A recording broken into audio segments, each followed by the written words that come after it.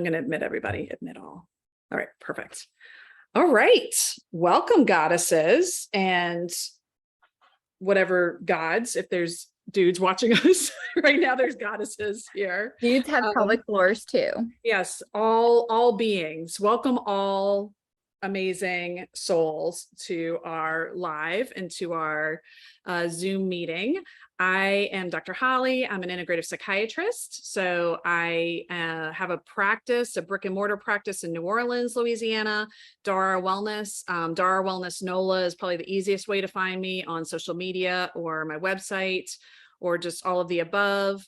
And part of why I went into kind of more of an integrative space is because I learned from experience, like over 20 years in psychiatry, that just giving someone a prescription or medication and being like 15 minutes, see ya, have a nice life, does not help someone live their best life, embrace a life of well-being, and just be their best selves. There's so much happening outside of the time that you're with your provider. And unless we take ownership of that and partner in addressing that, no change is going to happen. No lasting change anyway. There's always like that immediate change that we perceive because we're convinced it'll work. But that's how the brain works. That's why the brain's so magical. So I am boarded in psychiatry and integrative medicine. I like to address the whole person, mind, body, soul, as I say. And as part of my journey, I was blessed to meet the goddess who is here in this Zoom with me. Dr. Kelly Davis is a doctor of physical therapy. She is amazing and fabulous and owns and operates Hands on Health.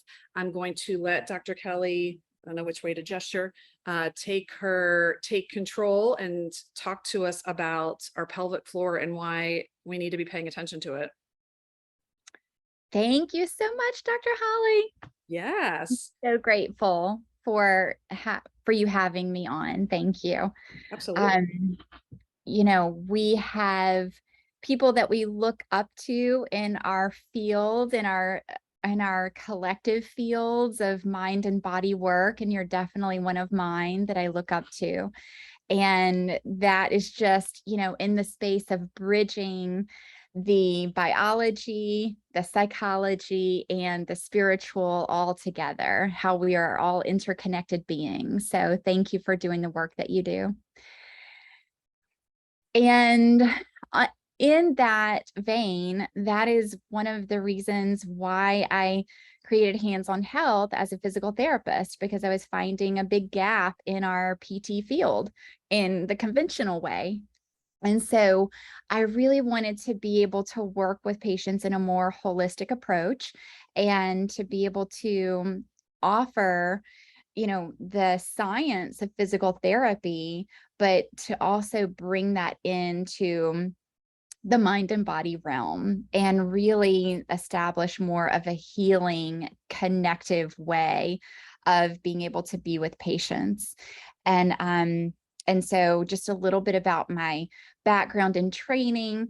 I went to LSU Physical Therapy School, and that was when it was a master's degree program. I graduated from there and started as a clinician in an outpatient setting in a hospital-based system. So it was fun and exciting to be a part of a huge healthcare team and lots of patients, but it was very high productivity. And I went into a part of my life that I had to heal from the stress and the burnout that I was experiencing in that kind of like high productive volume setting, profit first, patient last kind of thing.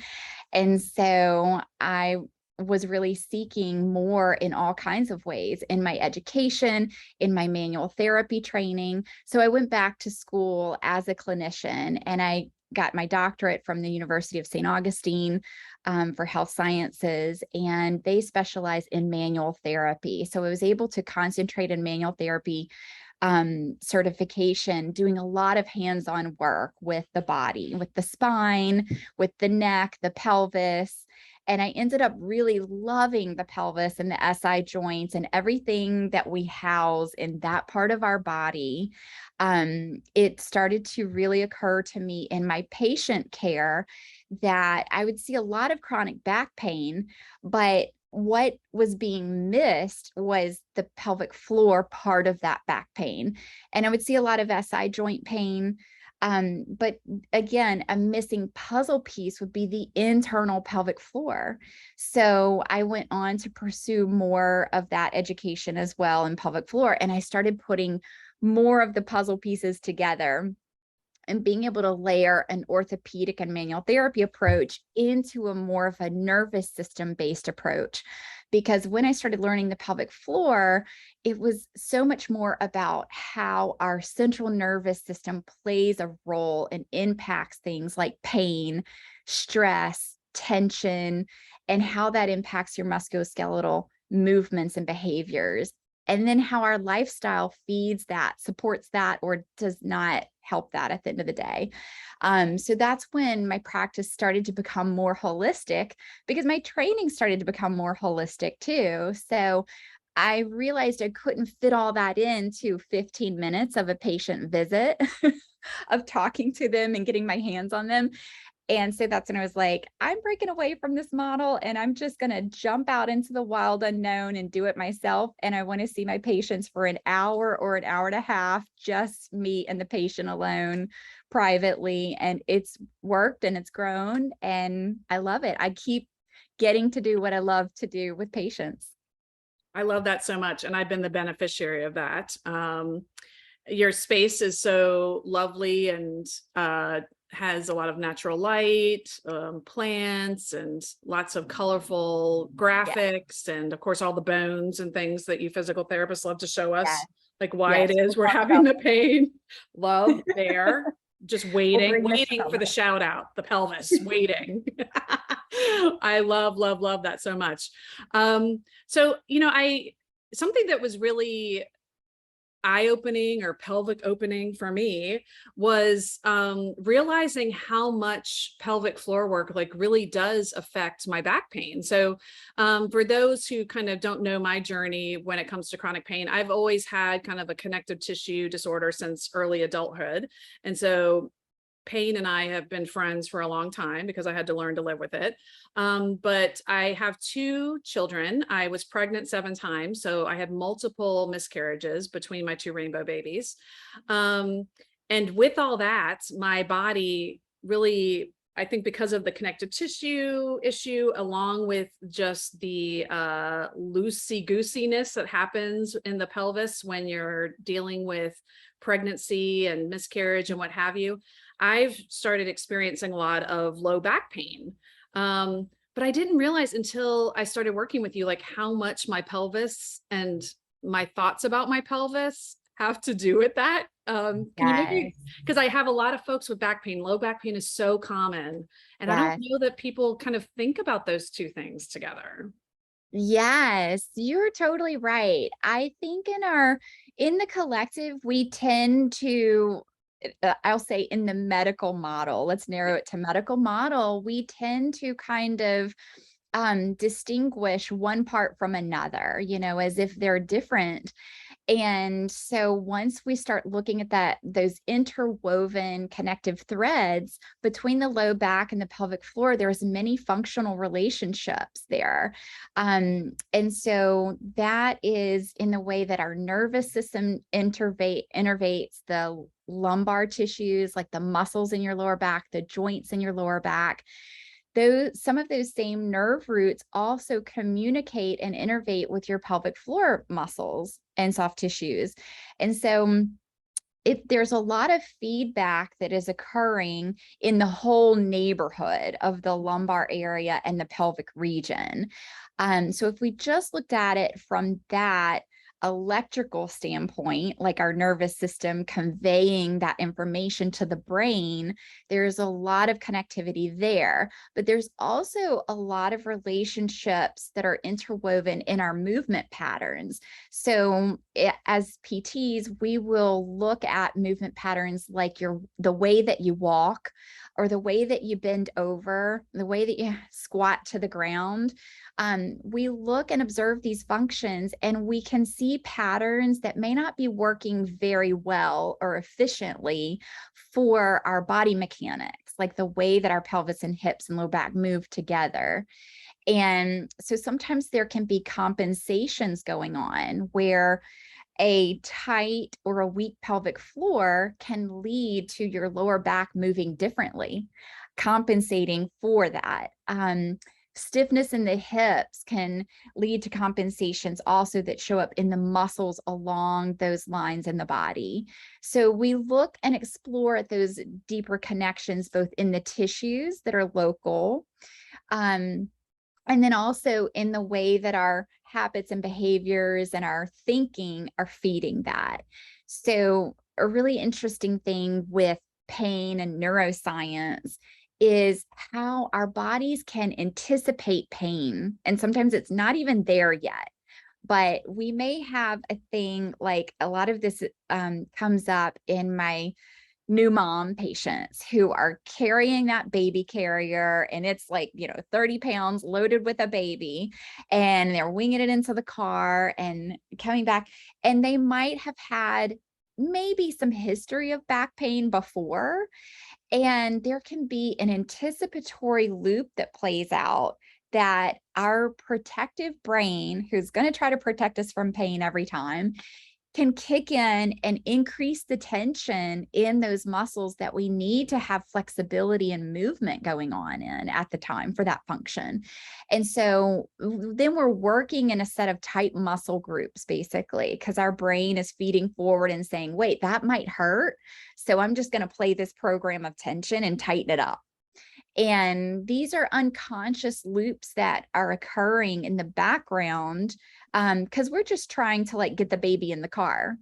And our conscious minds are on the task, but what's happening underlying that in our mechanics of our body is complex interactions between what our histories are and what our experiences with movement have been, and what our experiences have with pain have been, and what we're storing in all of that.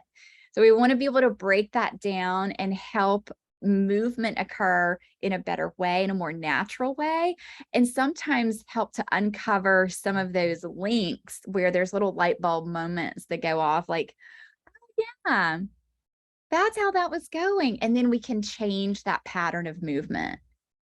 It's interesting, even with that example, just as someone coming from a mental health perspective, like there's so much that is also going on just mentally in that new mom. Like Yeah. I remember, like, even when I was, because I was pretty huge when I was pregnant, but even when I was huge and feeling huge and basically like a whale, people are like, oh my God, you're so cute. Like, oh, let me hold that door for you. Let me help you with those groceries. Oh, take that seat. And then you have this amazing human that you made and you put all your stores and energy into, and you're up all night taking care of. And so there's a tinge of jealousy because suddenly they are the focus. As they should be. Like, they're cute for a reason so they can survive. But as the mom who is exhausted and putting all her energies into that, you also have kind of that weighing on you too, and maybe whatever that brings up for you, your relationship with your parents. There's so many layers. And we've seen in the brain and in those pain pathways, there's so much overlap between our emotions, our anxieties, our fears, and the physical pain. Like the emotional pain and physical pain really go hand in hand in so many ways that people maybe don't recognize.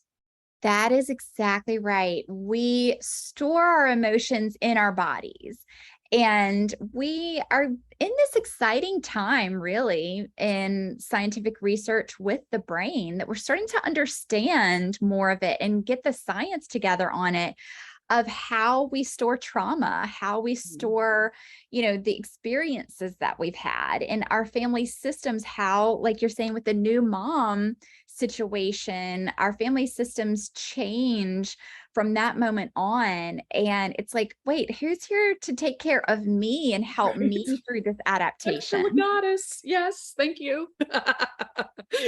Yes. Yes. Totally. Yeah.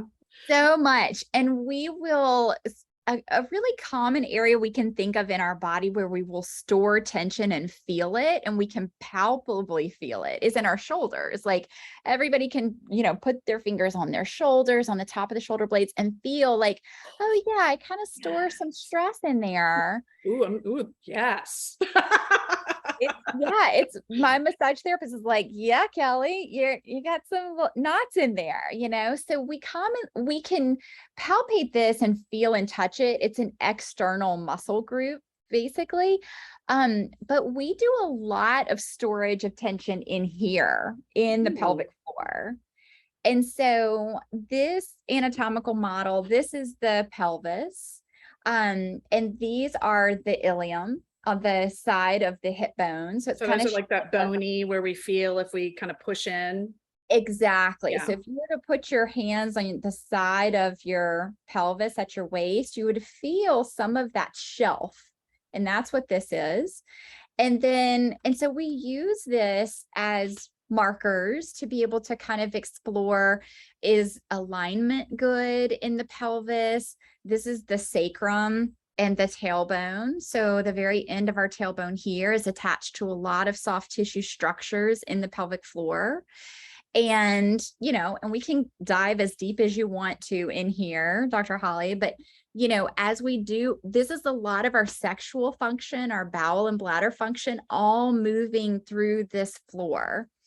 And so when we have tension or stress or negative emotions that will push them down, we don't have time to deal with that. We've got crying baby, we've got work, we've got spouse, we've got all the stuff. And so a lot of times this part of our body energetically will store a whole bunch of stress and tension. And it's harder to relate to that kind of tension versus like our shoulder tension. We can feel it. Mm-hmm. It's on the outside of us, but these deep layers on the inside of us are harder to recognize. And so a lot of our work is focused on applications and methods of ways to be able to access that tension and release it. So the muscles benefit, they can move better. But also there's a lot of regulation of our nervous system, being able to access calm where you find tension and stress. And that awareness of where your body is holding that tension is huge. It's a real key to being able to help ourselves navigate better through stress. So we do internal work focused on some myofascial release in here. And as a pelvic floor therapist, that's one of the things that, as we establish so much trust and rapport in that relationship, because we're going into those very intimate parts of our bodies and in a very safe and protected way that honors all of us. It's all of our history. It's everything we store in there. And being able to know that, we may not have had education or exposure to it at this level to be able to know ourselves that well. Whenever we start exploring it more in an anatomical and functional way, I see light bulb moments occur in everyone. It's like, oh, I didn't know I'm tight there. I'm holding some of that tension. And learning to work with that and release that, hold the space for that, and let it go is a huge part of recovering its full function. It's really magical whenever it can start to work for us better. Yeah, something I've noticed, and again, I've been blessed to work with Dr. Kelly. So I'm coming from a place of being her patient as well as her colleague and just like a fangirl in general. But something I've noticed is you'll do work just on my abdomen, like with, you do the I love you kind of stroking, just to kind of release some of that myofascia. So it's not like, because when you hear pelvic floor work, sometimes you're like, dude, you're going to be starting getting in my lady bits and like doing all these things, but really that's not necessarily the case. Right. Like, so right. Like I shared with you, and I share with a lot of my patients, like when I was, I'm very empathic and very kind of in tune with energies around me. And as a small child, my pediatrician pointed out to my mom that, Holly gets tummy aches every September because this girl was like taking in all the things as school was starting and had a lot of anxiety around that and was just very somatic around that. Yeah. So I know you have, and this goddess happens to be in this room, an amazing, and I work with her too, integrative nutritionist dietitian, Danielle Passier, who will be one of our future subject matter experts. But tell me more about how, like, folks who have, because we both work with a lot of folks with maybe some trauma around eating or some difficulties with their GI tract. And as I said myself, Yes. I've had many light bulb moments with you where I'm like, oh yeah, that part of my tummy does act up when this part of my back is also acting up when this Yes. happens with my husband. Yes, totally. I'm so glad you're unpacking these layers, because how prevalent is like having gut dysfunction or constipation or diarrhea or IBS symptoms. So a lot of people have, some bathroom trouble going on sometimes, or have had in some portion of their lives. And what does pelvic floor have to do with that? The way I explain it in a real summarized way is that they are next door neighbors. Our pelvic floor and our gut are next door neighbors. So they have a lot to say to each other. Their relationship with each other is very significant. So if we're carrying a lot of tension in our pelvic floor, that is definitely going to affect our gut. It may not be showing up in major severe forms that would make you go visit the doctor, Mhm, but mhm. it is going to be showing up in some way, different in every individual. But maybe that is some stiffness that comes from time to time, or maybe you just don't tolerate certain things, certain foods, and certain activities. And so we start to kind of see like how these more complex factors add up more quickly because we're sitting on top of this tense pelvic floor. So the thing about the gut that I do love to be able to help my patients with is whenever our I should back up for just a second and talk about gut brain, right? Because this is becoming, part of our a dialect. We're all starting to recognize and realize that the gut and the brain, they're on an axis together. They're part of each other. So whenever we're having hard emotions or anxiety or chronic stress to a high degree, then we think about those in a mental way, but that is definitely showing up as well in our gut balance. And that can impact things like how quickly our food is digested through the large intestine, the movement of what we're getting out of our nutrients. It can all be impacted. It can slow things down when we're in a stress response, or fight or flight, and we have a perceived threat. Our brain and our nervous system are going to be acting in a way that is like run from the woolly mammoth, like escape the danger. Yeah. And we are not in a moment where we can digest our food very well then, because that's not the priority. The priority is to get away from the threat of what is going to harm us potentially. So modern life, we don't have woolly mammoths around the corner to run from, but we've got all the things, right? We have our kids, our family life, our financial stressors, our work stressors. So these things in modern life are the woolly mammoth, and we want to be able to reduce our stress levels because we know that it's impacting our gut function. And that I love you massage is something I do so commonly to be able to release tension that we can store in the belly. In the myofascial tissues, as they receive loving touch and connective touch and awareness from our internal self, but also from a practitioner who's allowing that space and that safe and loving touch to take place, our bellies relax. Our GI system says, oh, this feels good. I'm in safety. I can digest all day long. I can do my best performance right now. And it really facilitates healing of the gut in ways where there's more blood flow and circulation there, and there's more normalized movement there. So some patients that I see They know that whenever they have a gut massage with Dr. Kelly, it's going to help with their bowel movement regularity. And so I love teaching that as a self technique too, because if it's a day where, you're not feeling like there's been a healthy bowel movement and a regular pattern going on, that's something that everybody can access and learn on their own body to be able to connect and facilitate that relaxation response that's going to bring the best gut function forward. Yeah, I love all of this so much. I mean, when you were talking about like the fight or flight, like the opposite is like rest and digest. And along with that is sexual health. Like when you Yes. are in fight or flight, I mean, we look at of what happens in your body as far as what activates, what deactivates.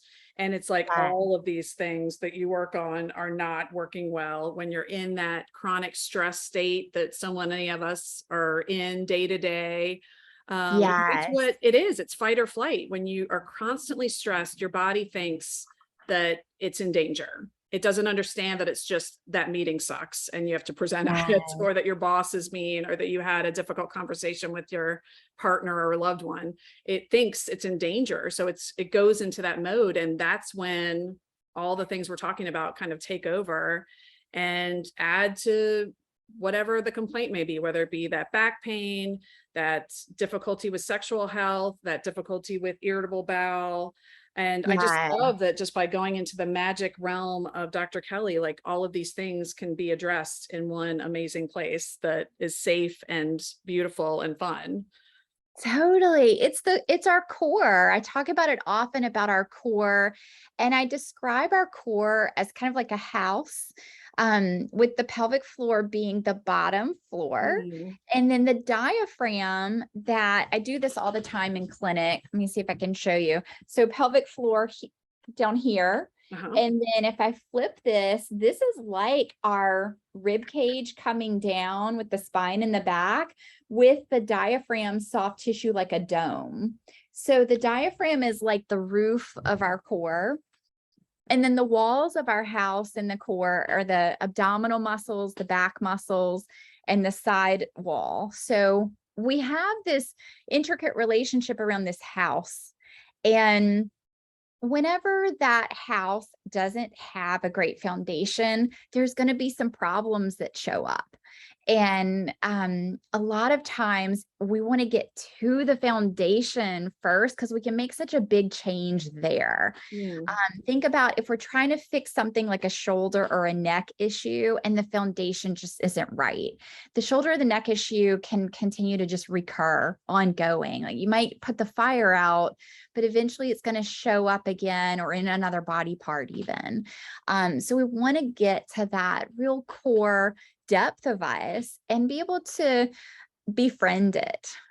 This process of befriending our bodies, in our generation, we had some sex education growing up in our school systems, more than our moms did, right? And our dads, but we still lack a lot of like self body awareness of like what these parts of us do, where they're at, and why they might come into play as a dysfunction.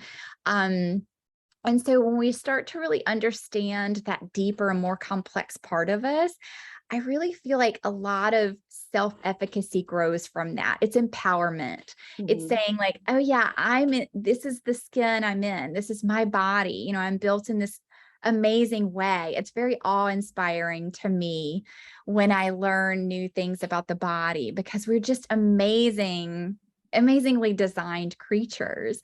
So to be able to access that, I think, Holly, I love that we both share this Reiki part of us too, and our Reiki work, because it's a very gentle and beautiful way to access this core energy at the root, of what we do. That's just where my brain went as you were talking about the foundation. I literally just had someone I was working with trauma talk about how it's difficult for them to build when their foundation is so cracked because of Yes. intergenerational trauma and like things that have been said and done to them from elders, within their family structure. And because of our energy work, it's easier for us to kind of visualize that's root. That's like, think Yes. of the root chakra for those, kind of familiar with those energy centers. And that is right there where Dr. Kelly's doing her magic. And Yeah. it's also what's connecting us to our ancestors, to our lifeline, to our spiritual self of support network from the earth, from whatever your belief system is, like those support people that came before us, or our family structure. And strengthening or working on that is really the only way to kind of move forward when we're dealing with things like trauma or physical pain or all of the above. Yeah, I know, because we love the energy work.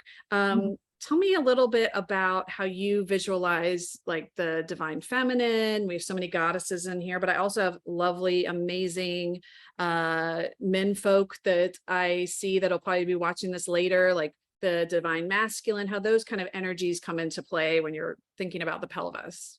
Yes, that's in the beginning of my work with pelvic floor, I came across a book by Tammy Lynn Kent. She's a PT who does energy work with the pelvis. And she wrote a book that I love and I recommend often to patients called Wild Feminine. And Tammy Lynn Kent introduced me to a lot of those energetic concepts of, it is our connection and healing process with our pelvic floor and with ourselves in general as women is really getting in touch with that wild feminine part of us. And not only is it just feminine energy, we carry both feminine and masculine energies in our systems. And so Tammy has this beautiful way of describing this language of the pelvis.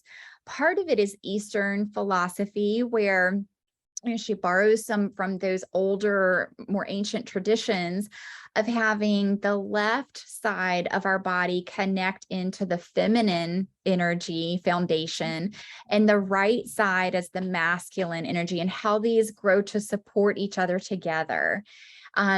Where the feminine would be like the yin energy, our receptive side of us, our surrender, our letting go of control, our being able to be supported. And, as business owners, both of us, Dr. Holly, we can relate to that kind of like type A, like executive, entrepreneur, doing all the things, right? Yep, all the And things.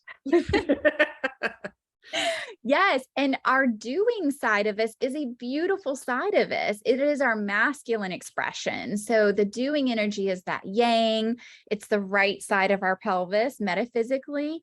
And so we want our yin and yang, our being and our doing, to be in balance with one another. So navigating things like stress in our nervous system, when we center ourselves back in, and we can take some deep breaths to do this, we can just anchor ourselves back into our root chakra energy.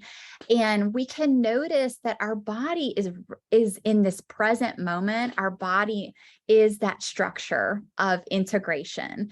It is the masculine and feminine being expressed through us physically. So we just have to tap into that. And sometimes it needs a reset. Sometimes our masculine might be taking over and we might not be able to do enough of the being and the receptive side of us. So that's a really fun process with my patients in all walks of life, that we can explore, how are we showing up energetically in our lives? Are we doing too much? A lot of us are, as moms, I can say in the mom collective, a lot of us are doing a lot. And sometimes our body is the language that's saying, hey, slow down a little bit. We need some feminine expressive energy here. Yeah, 100%. And it's so funny because it's like a struggle to do being. Yeah. But to know that we're doing as we're being, that it's like a very productive doing to just be. And to just allow for that, to allow for the being in the moment and the being receptive to whatever is coming at you. And it's really, as I'm saying it, it's really a matter of mindfulness, I think, is a Yeah. real embracing of that divine feminine, and that it allows us to really be in the moment and to Yes. be in whatever it is we're engaging in, whether it be that we're doing like an active meditation, like a meditative dance or meditative walk, or more of like you would picture like the Buddha on the mountaintop being of meditation, the Yes. sweeping of the floor meditation that you have shared with me, which is like amazing and fun and fabulous. Yes. Yeah, all those are like ways to kind of increase that ability to be, because as you've said so beautifully, I think our world kind of encourages the doing, and sometimes if we're not doing, we feel like we're not doing it right. Sure. I mean, it's very true. A lot of us, through conditioning are kind of attaching some of our self-worth to the doing and the producing and the outcomes. And so I find it a very beautiful way to deepen that connection just with our presence of our body. There's a gratitude in that, coming back to how our bodies serve us in the day to day. And that befriending our body, even when it is having pain and limitation and difficulty, we're getting through it like together. We're allies with our bodies. And so it carries so much with us that we want to honor all the work that it is doing while we're off doing other things in our mind. Right, right. Um, so that balance is something that I tell patients often, the balance doesn't just exist naturally, Mhm, right? Like, mhm. it's a practice. The balance itself is a practice and it's a process. And so the more we reconnect and revisit and recenter with it, then the more it starts to impact our choices and our actions out of it. So it can really change some behaviors that we've done with ourselves. I see a lot of patients with pain, and I do it myself. I sprained my ankle this summer, and you think I let it slow me down at first. I just bypassed it. I was like, I don't Right. have time for this. Oh my gosh, how many times do I hear that? And then I see them later and they had to go into surgery because they kept not having time for it until Yeah, didn't have time was time made. for it. I'm Yeah. like, I don't have time to go to PT. And so it's one of those things that our body is talking to us all the time. It doesn't have to talk through pain. It can talk through more subtle messages. And as we're making a practice of tuning in with our body awareness and mindfulness, then we're growing that relationship and we're getting to know our body. So those little beginning symptoms or those tiny little early warning signs will show up on our radar and we'll be more acutely aware and we can be more effective in dealing with them before they become big escalated problems like the pain that won't go away. Mhm. Yes, yes. I was thinking of, we titled this Sweeping the Floor and Sweeping the Pelvic Floor. What are, and that's feel, even though it's energetically like we're being while we're doing it, but it's kind of an energetic doing. What are Yeah. some exercises that people might be able to engage in now or try out now that could help them kind of become more aware of their pelvic floor, or help protect whether it be their back or their gut or their sexual function or whatever it may be that the pelvic floor is playing a part in? Like, what are Yeah. things you maybe can start with? That is a great question. So, one of the most simple ways to access our pelvic floor awareness is through our breathing pattern. And so, the most simple thing you can do is to observe your breath. And a lot of times when we're in our doing part of our day where we're multitasking and our attention is focused outside of the body, Mm, it's an attention change to focus inside the body. And what you want to specifically focus on is how you're breathing. You're probably going to notice when you're doing that you're breathing up here, mostly in your chest and in your upper body. And I love that even just the hand placement there, it's mm, saying, oh, yeah, I'm aware that when I'm go, go, go, this is where my breathing is happening. And we can alter that pattern and bring that breath deeper down into the body and just place a hand on the belly and see if you can bring that deeper inhale downward. You want to fill up your whole belly so it expands on the inhale. And when you do that, your diaphragm is going to get bigger. So just feeling that movement connection with your breath pattern change.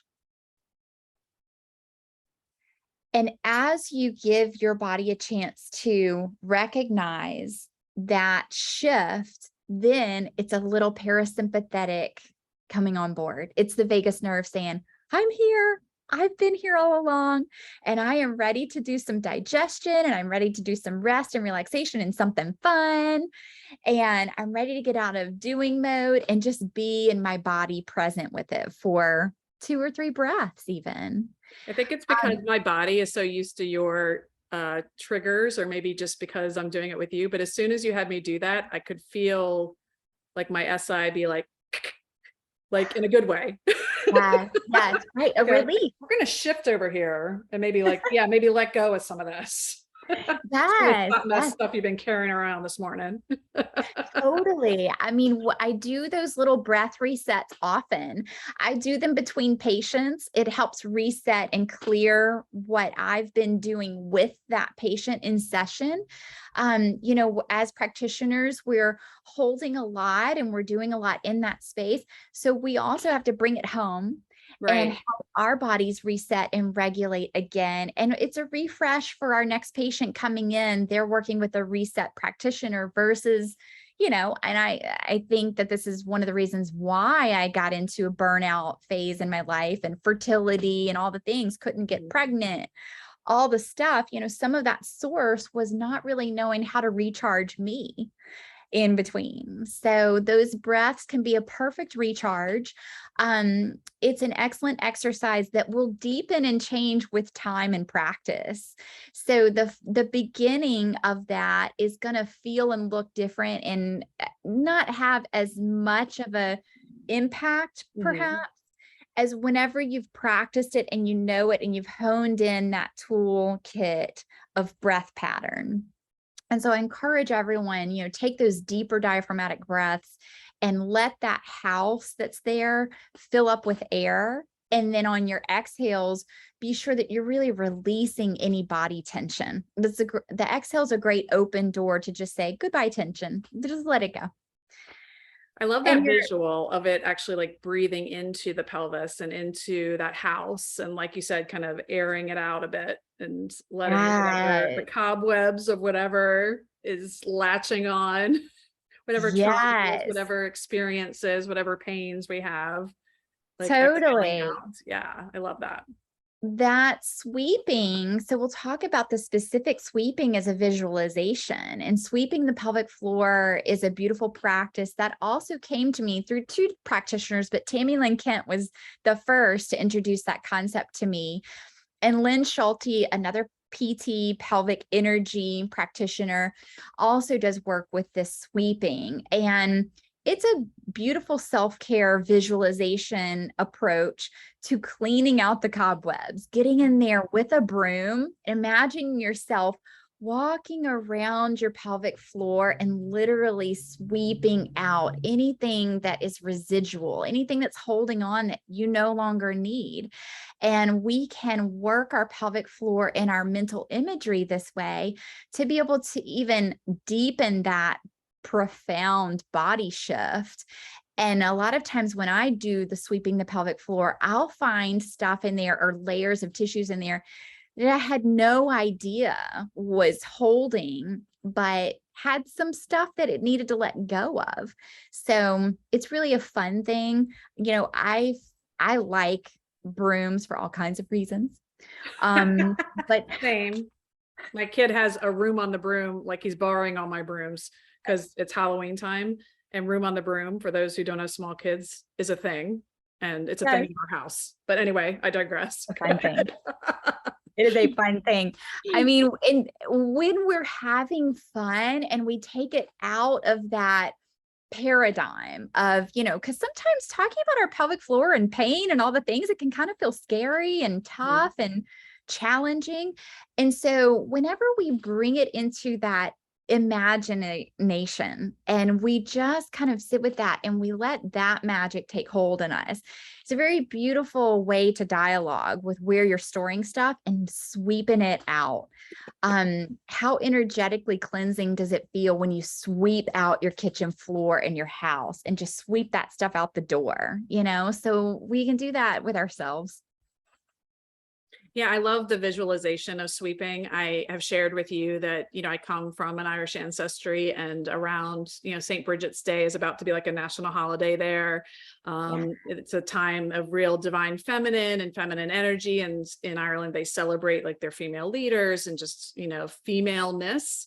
And Yes. part of the ritual there is sweeping out the hearth, like literally sweeping out the ashes. And they do a lot of work Yes. in different seasons, because fire is so important in Ireland because it's cold. Yes. And, back in the day, it was like really their main way of being able to survive, for multiple reasons. But yeah, that sweeping there's just so much, I don't know, it just brings a lot of comfort to me, like that kind of visualization. And when I do my kind of sweeping of my pelvic floor practice, I do tend to, maybe because of that background, like, because it can be whatever fits for you. Like some people, like we've talked about, it can be like a bowl. Some people, Yes. an urn. For me, it's kind of a hearth that I'm kind of sweeping out the cobwebs, sweeping out. And it's when I notice like, oh, you know what? It isn't just like a general back pain. It's actually this little piece here that's like Yes. bothering me, that I need to like visualize giving some energetic love to. Yes.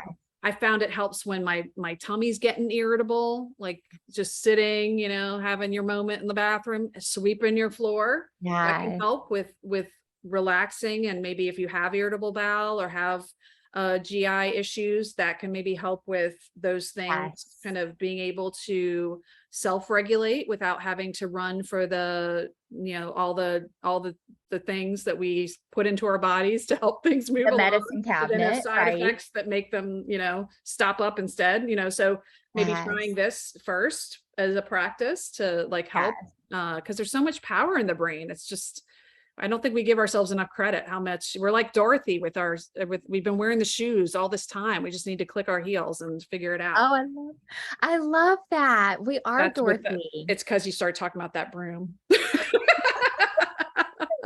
It just came to me. Shows up everywhere. We're going to see brooms everywhere now. Halloween flying in the air.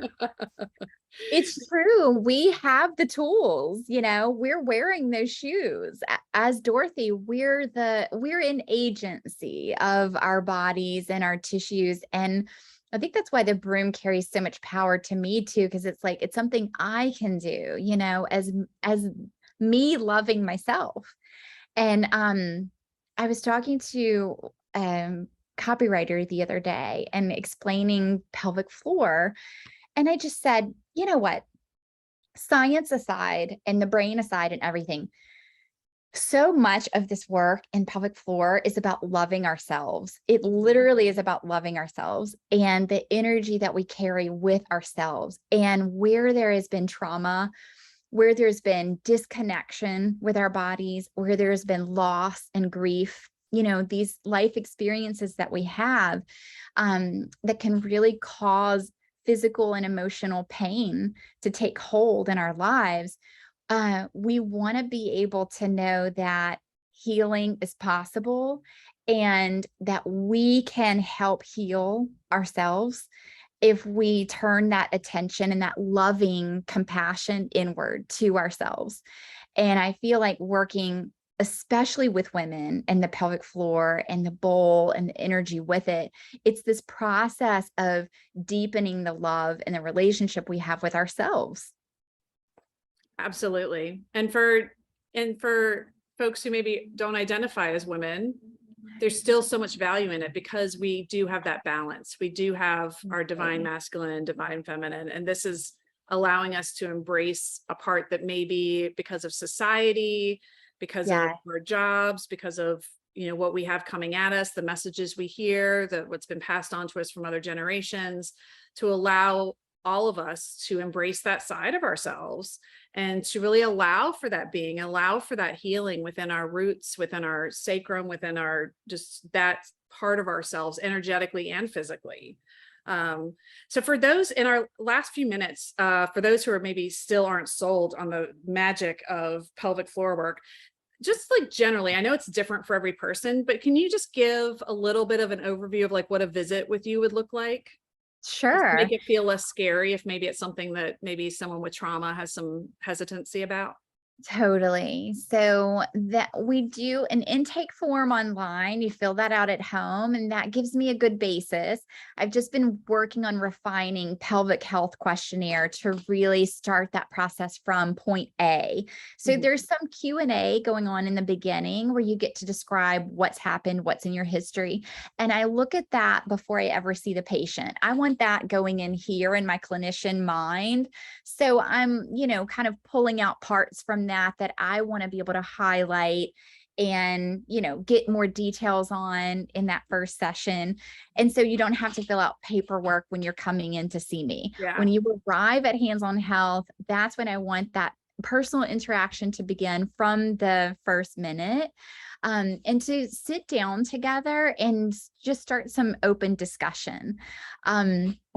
It's honestly, Dr. Holly, where I feel that when I come into that space and it's one-on-one, when I'm coming in there, I do a little bit of self Reiki too, like in my hallway, I clear my Same. space and I Yeah. take my breaths, because when I'm coming in with that tone of calm, alert, aware Kelly, I'm just totally in the presence of that person. So that story and that trauma, everything can be held there. It can be heard.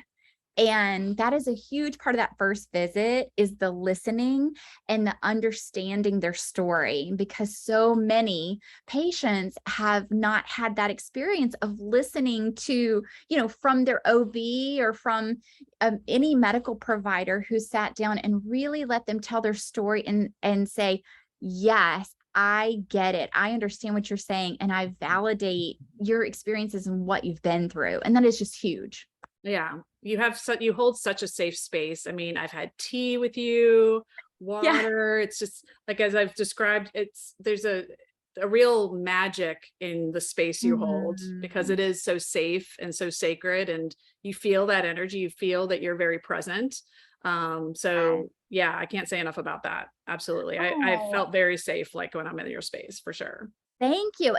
It's intentional. It's bringing it in a way that helps your nervous system to be in calm. Mhm. And it's part of the experience that when we're in that calm shift, then it's part of the learning process that I want to be able to work that tool, work that set of skills of relaxation, and being able to talk to a provider who gets the science, but is also compassionately listening, is part of that nervous system saying, I am safe, I can relax here. So that's the beginning. We spend a good amount of time talking and figuring out and connecting the dots Mhm. of, what could possibly be some of the core issues here. And what are some of the problems that are underlying this? And then the examination part, I like to look, I call it zooming out with a patient's body and zooming in. So when I'm zooming out, I'm looking at big overview of posture, head and neck alignment, down to the toes. So I like to see the standing posture, the sitting posture. I like to see the walking pattern. I want to be able to put together some of the kinetic parts of our bodies and see how we're moving and standing and how our skeletons and skin move around the world that we're in. And then we go to the table and I usually have my patients lie back and continue the examination of, it's palpating body parts in a different posture. Then it's seeing what changed in alignment. And then we palpate trigger points and we see, well, that tissue is really tight, or this joint is lacking some range of motion. Your hips are not rotating as well on this side versus that side. So we start to do some of those mechanical measuring things and and looking at where those dots that came up in history can be connecting in the movement patterns of the body. And if we need to do internal pelvic floor exam, we do. But like you mentioned, we don't always have to do internal exam. It's not always warranted. And many times with like back or neck pain or SI pain or TMJ issues, we don't have to go internally unless there's something that is very, indicative of needing to explore more. So a lot of times for that, it's case by case. And if there's more of a history of incontinence, of we didn't talk about incontinence, but there's different types and kinds and ways that we can help that. So sometimes that will warrant that internal exam as well. But it just all depends on how far down the rabbit hole we need to go to diagnose those tissue problems and get the tissue issues sorted out, fitting that all back into some of our behaviors and our lifestyle. So I always talk about sleep. I always talk about diet and nutrition. And then I refer to Danielle too. When there's nutrition issues that are screaming out, then that's where Danielle Passera, our integrative nutritionist, she's here on Mondays, and she's been amazing to the practice of being able to integrate and connect those dots with our nutrition. And we talk about stress, we talk about relaxation, we talk about, what are the goals that you really want to see come to life? How do you want your life to change? What's going to make you feel like you have your best quality of life? And what does that look like for that person? Yeah, I love that it's very individualized, because I've had girlfriends also come see you and have a totally different line of things that happen, but still feel heard, feel like their space is held. And I get lots of exclamation points of excitement after their visit, and lots of love and adoration for you and the staff that are there at Hands on Health. So I'm trying to keep this at an hour. Amber J, who's one of my coaches, is on, and she calls it the hour of power. So I'm trying to be respectful of people's time. What's the best way for people to connect with you? So our website, handsonhealthnola.com, has all my information. We're also on Facebook and Instagram, Hands on Health NOLA. And my email is drkellypt@handsonhealthnola.com. And it's part of the business model that I run. I love to be able to hear from patients, talk to patients, dissect things out, communicate with my patients. I now have an administrative assistant who's helping me with some of the back office things, but it's been very hard for me to be able to set aside some of that, because I love it. I love being the hands-on kind of person. But yeah, reach out to me via email, website, social media. We're out there. Awesome. I so appreciate your time and energy. It's a blessing. And thank you to everyone who joined us. If you are able to, even $5 would help the folks in Florida dealing with Ian.